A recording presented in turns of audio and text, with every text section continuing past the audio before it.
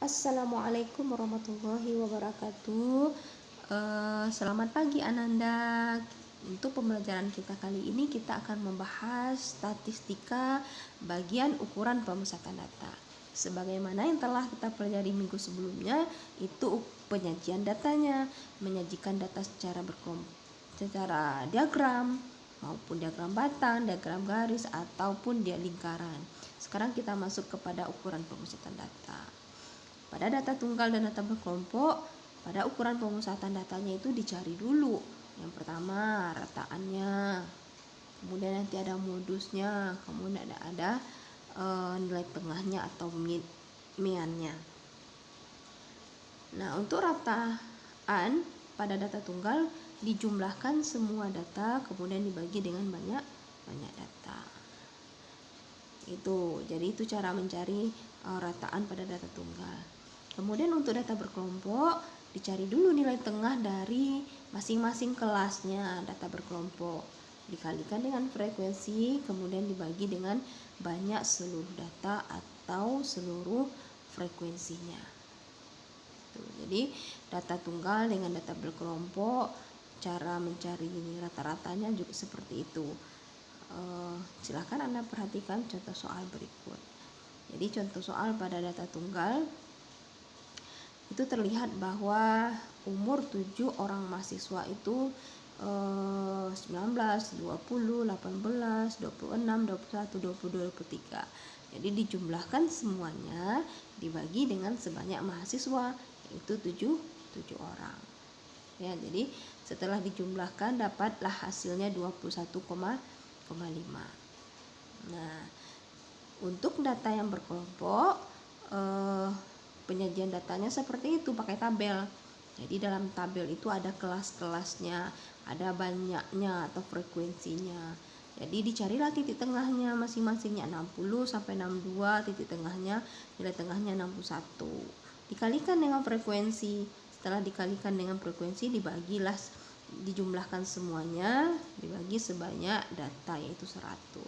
Dapatlah rataannya 67.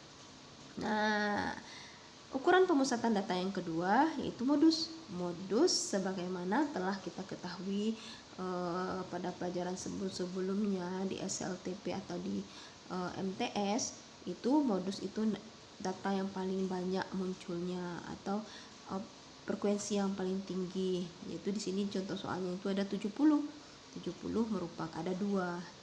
Jadi yang 70 ada nilai yang paling banyak. Itu untuk data tunggal. Kemudian modus untuk data berkelompok itu bisa kita lihat untuk modus data berkelompok bisa kita lihat dengan contoh rumusnya seperti ini. Dan contoh soalnya juga seperti ini. Jadi TB itu TB bawah kelas modus. Kelas modus itu kelas yang frekuensinya paling banyak, dikurangkan dengan 0,5, dapatlah 72,5. Jadi untuk 2 itu diperoleh dari kelas modusnya frekuensinya dikurang dengan kelas yang sebelumnya, dapatlah 2 D1.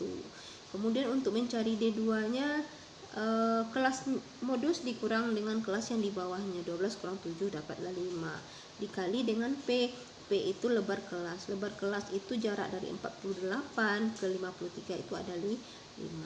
Setelah dicari dapatlah 74. Jadi itulah rumus untuk modus data berkelompok. Nah, sekarang kita masuk yang ketiga yaitu median. Median atau nilai tengah dari data.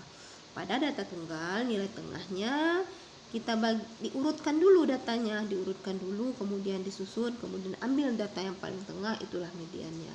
Kalau datanya ganjil, kalau datanya genap, dijumlahkan dibagi 2 gitu. Jadi kalau seandainya datanya berkelompok, dicari dulu letak kelas median itu di mana. Cara mencari letak kelas median itu N/2.